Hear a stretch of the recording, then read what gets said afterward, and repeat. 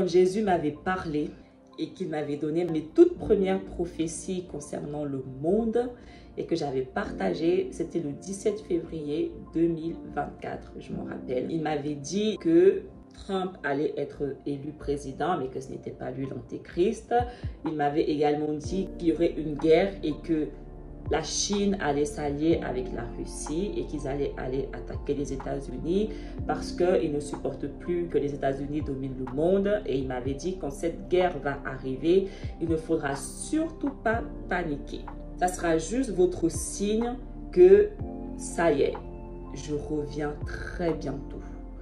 Et il m'avait dit, je reviens bientôt et vous n'êtes pas prêts. J'ai la main sur la porte et vous n'êtes pas prêts. Pourquoi vous n'êtes pas prêts? C'était ma toute première vidéo sur YouTube. C'est que ce mois-ci, de mars 2025, que j'ai réellement compris de quoi, de qui est-ce qu'il me parlait. Parce que moi, quand il m'a parlé, j'ai partagé parce que je pensais qu'il s'adressait au monde. Ça faisait que 4 mois que j'avais rené, j'avais lu la Bible qu'une fois. Donc, j'étais loin d'avoir les révélations que j'ai maintenant. Et c'est que ce mois-ci que j'ai réellement compris tous les messages qu'il m'a montré après, qu'il m'a dit, c'est que là que je les ai réellement compris. Jésus ne s'adresse pas à tout le monde.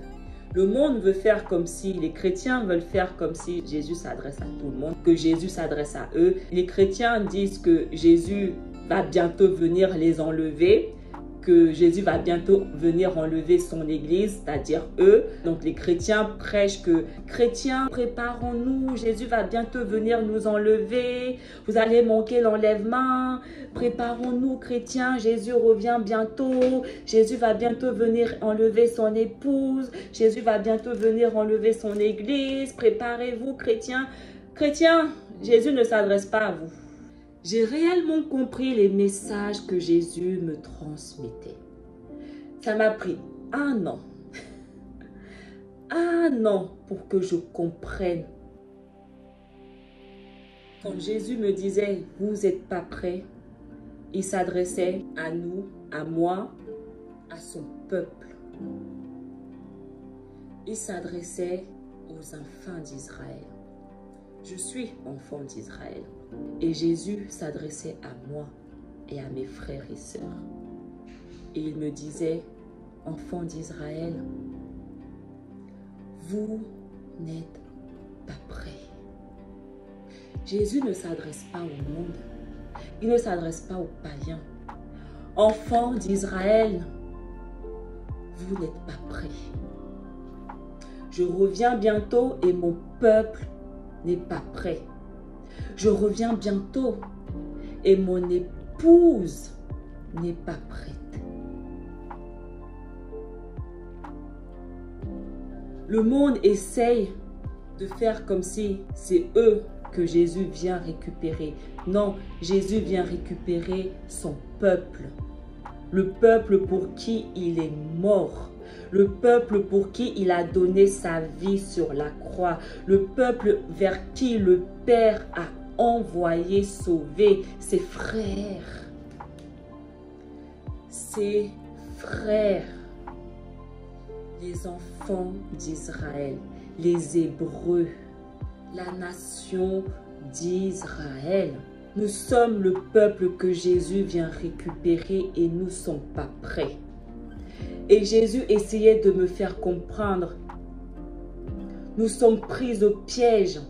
Nous sommes pris au piège par la religion. Nous sommes pris au piège par Babylone. Nous sommes pris au piège. Nous devons sortir de ces pièges dont nous nous trouvons. Il y en a, ils sont pris au piège dans l'islam.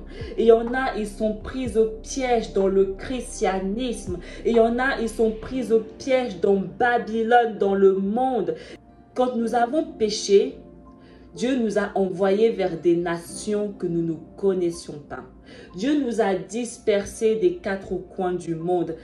Et il nous a dit, vous allez servir des dieux étrangers. Vous allez servir des dieux que Abraham, Isaac, Jacob n'ont pas connus. Et c'est exactement ce que nous faisons, enfants d'Israël. Nous servons des dieux étrangers. Et le Père nous demande de sortir de là. Le Père nous demande de nous préparer. Son Fils revient nous chercher bientôt. Et nous ne sommes pas prêts. Et Dieu veut que je vous dise, que je parle. Dieu, dans sa création, quand il a créé Adam et Ève, il a dit « L'homme quittera son père et sa mère et s'attachera à sa femme et ils ne formeront qu'un. » Et la Bible nous dit que c'est un mystère que beaucoup ne comprennent pas. Dieu m'a fait grâce de me révéler ce mystère. Les chrétiens ne comprennent pas ce mystère. Le monde ne comprend pas ce mystère. Lorsque nous devenons un, nous formons qu'un seul corps, qu'une seule chair. Ce qui est à toi est à moi. Il n'y a plus de différence. Mais malgré que Dieu a dit que vous allez devenir un, Dieu a quand même dit que l'homme allait dominer sur la femme. Et Dieu a quand même dit que la femme allait être soumise à l'homme. Malgré qu'à mes yeux, vous ne formez qu'un. L'homme sera quand même supérieur à la femme. Jésus est le premier-né de Dieu. Et Jésus représente l'époux. Donc, en tant qu'époux premier-né de Dieu, son épouse est aussi premier-né de Dieu. Parce qu'ils ne forment qu'un, ils sont qu'un. Les païens ne peuvent pas être l'épouse du Christ. Pourquoi ils n'arrivent pas à comprendre ça? Les chrétiens ne peuvent pas être l'épouse du Christ. L'épouse du Christ est comme le Christ, premier-né de Dieu. Seule la nation d'Israël est premier-né de Dieu. Et malgré qu'ils sont tous les deux premiers-nés de Dieu, malgré que tous les deux ils vont hériter du royaume de Dieu, malgré que tous les deux ils sont supérieurs aux nations, ils vont dominer ensemble. La Bible dit que les saints vont dominer avec le Christ. L'épouse va dominer avec l'époux parce qu'ils ne forment qu'un. Et malgré cela, l'homme est quand même supérieur à la femme. L'époux est supérieur à la femme. Donc, Christ reste quand même supérieur à nous. Et nous restons quand même soumises à Christ. Parce que le Père en a voulu ainsi. Christ, il est le premier-né, il domine sur absolument tout. Donc, même si on va partager l'héritage avec lui, on sera quand même soumis à lui comme une épouse est soumise à son mari. Mais nous, en tant qu'épouse, on va dominer sur le reste des nations avec lui. Il est là le mystère que les gens ne comprennent pas. Nous serons tous les deux glorifiés aux yeux de Dieu parce que nous sommes tous les deux premiers-nés. Mais il reste quand même notre maître. Il reste quand même au-dessus de nous. Nous sommes l'église que le Seigneur vient chercher à la fin des temps. Nous sommes l'épouse, enfant d'Israël, que le Christ vient chercher à la fin des temps. Arrêtez d'écouter ce que les païens vous racontent. Arrêtez d'écouter ce que les chrétiens vous racontent. Ils n'ont pas la vérité. L'arbre va être déraciné et jeté au feu. Les écouter, c'est vous tirer une balle dans le pied. Le Père vous demande de sortir de ce piège. Le Christ, le Seigneur vous demande d'être préparé. Sortez de toutes ces religions qui vous aveuglent. Sortez du monde. Apocalypse 19, verset 9. Et l'ange me dit, écris, heureux ceux qui sont appelés au festin de noces de l'agneau. Et il me dit, ces paroles sont les véritables paroles de Dieu. Heureux ceux qui sont appelés au festin des noces de l'agneau. Heureux les païens qui ont été appelés au royaume de Dieu, à assister au festin de l'agneau et de son épouse. Alors si vous voulez participer aux noces de l'agneau et de l'épouse, vous devez suivre le Christ. Et le Christ n'est pas dans des religions. Donc les païens qui veulent également être sauvés sincèrement, vous devez également sortir des religions. Vous devez également marcher selon Christ. Vous devez emprunter le même chemin que les enfants d'Israël. Enfants d'Israël, wake up.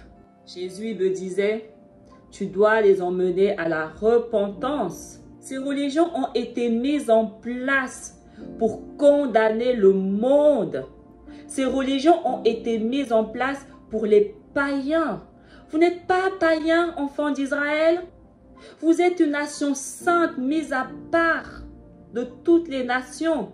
La portion de Dieu que Dieu a choisie pour lui. Vous êtes une nation au-dessus de toutes les nations. En tant qu'enfant d'Israël, on ne peut pas faire partie des païens. Dieu avait séparé Adam et Ève. Dieu les avait séparés avec les bêtes, avec les païens. Dieu nous demande d'être séparés